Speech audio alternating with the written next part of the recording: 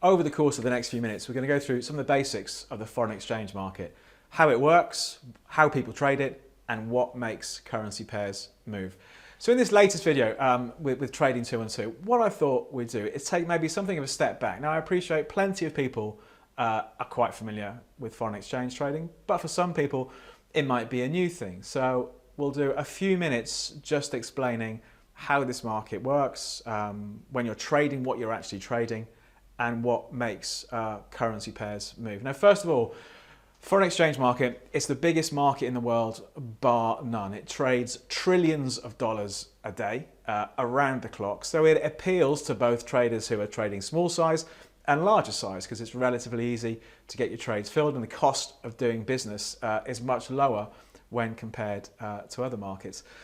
With currency markets, no currency moves in isolation. So we have the idea of currency pairs, one currency quoted against another. So to make sense of this, let's take a quick look on the platform.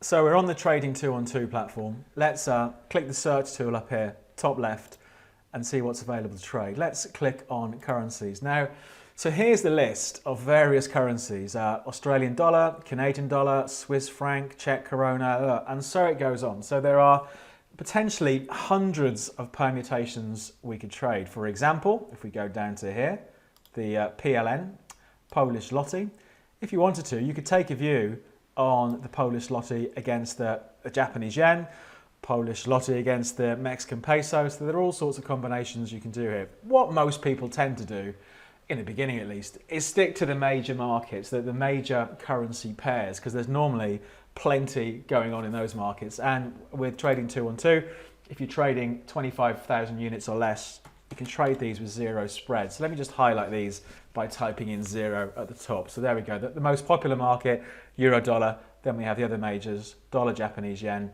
pound US dollar, and the dollar against the Swiss franc. So when we're looking at currencies and currency pairs, it's all about relative value. Is one currency stronger or weaker than another currency? And to get an idea of this, let's take a look at how one currency pair has moved over recent months. So all a currency pair is showing is the relative value of one currency versus another. So if we're looking here, in this example, pound US dollar, we can see at the beginning of 2017, so January 2017, £1 would buy you around about $1.22. At the beginning of September, the pound had risen in value, and £1 would buy you $1 and almost 32 cents. So when we're looking at Forex pairs, foreign exchange trading, we're looking at the value of one currency versus another. Now, because we have currency pairs, I think it can be a bit confusing in the beginning for some people when they click and they buy dollar yen. Well, what am I buying? Am I saying the dollar's going to go up? Am I saying the yen's going to go up?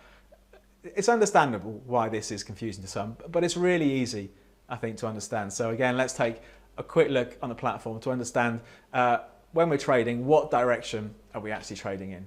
When it comes to directional trading, it's really easy. Like I said, it can be a bit confusing for people in the beginning, but the way to remember, if you buy pound US dollar, it's the first quoted currency in the currency pair that you're buying and selling, buying or selling.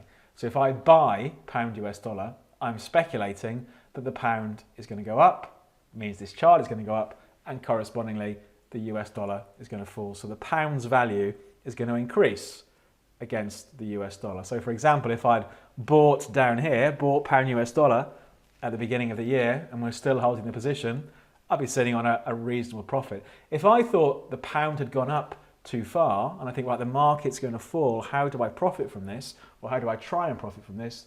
The way to do it, I would click on sell. I would sell pound against the US dollar. So I'm speculating the value of the pound is going to drop and this chart is going to turn lower. Okay, so that's the rule of thumb. When you're buying or selling, it's the first quoted currency that you're buying or selling against the other one. So if we sold the dollar against the Japanese yen, we're speculating that dollar yen is going to fall, so the dollar is going to fall and the yen is correspondingly going to rise. When it comes to trading hours, foreign exchange market is a true 24-hour market. So it starts off Sunday night, UK time, when the Asian markets open for business, and it trades all the way around the clock till Friday evening when New York finishes off for the weekend. Then on Sunday, the whole thing starts again. But you don't need to be intimidated or worried by this 24-hour market. Let's take a look at some of the moves that we see and how we might want to trade it.